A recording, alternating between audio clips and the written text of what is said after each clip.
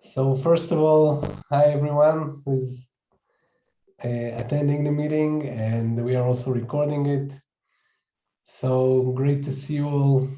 Happy Easter, happy Passover, happy whatever holiday you are celebrating, or just a holiday.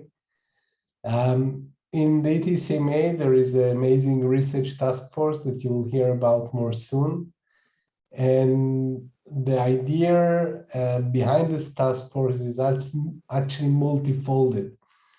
One area is to make people more aware of research and more aware of how to disseminate and use research.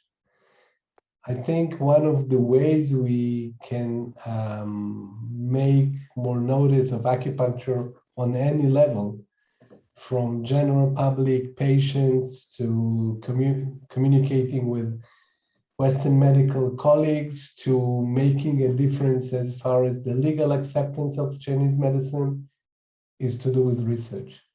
So we kind of take research as a very high, important part of sharing and communicating research. And the task force task is really that. So this is one level. Today, actually, they will touch on another level, which is research is always seems to be very far away from acupuncturists. I mean, there's like my clinical practice where I'm treating patients, where I'm a healer. And then there is this research over there, which is very far. And I mean, obviously for most people here, it's maybe not the case. So maybe I'm preaching to the choir, but it is true for most practitioners. So it's our responsibility to make sure that there is this gap between, on one hand, amazing research, which is already out there and which is proving. And that's the whole idea about research, as you will hear soon. It's just either to document something or to prove something. Research is neutral. It's not Western or Eastern. It's just a pure way to either communicate what you do in a very clear fashion, or to deliver some kind of or gauge whatever is done in a very objective way. Today actually is one of the most interesting, exciting, and challenging. Is basically everybody is a researcher. I mean, we are all researchers, we just don't know it. The reason we don't know it because we come and we treat and we get results. The thing is how to report it. I'm always envy on my Western medical colleagues, because Western medicine is all to do about communicating your findings, for good or bad, by the way, also for side effects. So Western medicine, as a medicine, is its strength is communication about data. Our weakness as Chinese medicine is this communication, and especially actually to communicate what we do in the clinic. You do a treatment and it's effective, and it's repeated and it's effective. Nobody knows about it. It's just you and maybe your few patients. Other colleagues all over the world would love to know it. And one of the ways to know it is to write it or to put it out there. And written research and written case report is one of the key factors to building what we call the pyramid of evidence.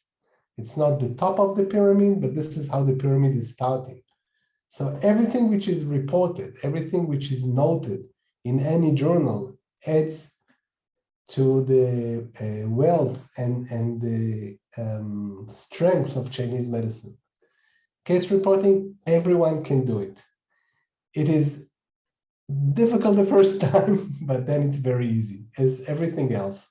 And the research task force themselves, they will communicate this issue by their personal experience, by also to facilitate case reporting and to touch on this very, I think, important issue to make everyone a researcher, not just to be passive in it, but to be active and to contribute into the community and communicate things. So this is a long introduction, but I think it is kind of setting up the mode, and it's also a great opportunity for me to thank everybody on the research task force for their amazing work and their vision. And thank you all for joining. And without further ado, Anya, you will continue.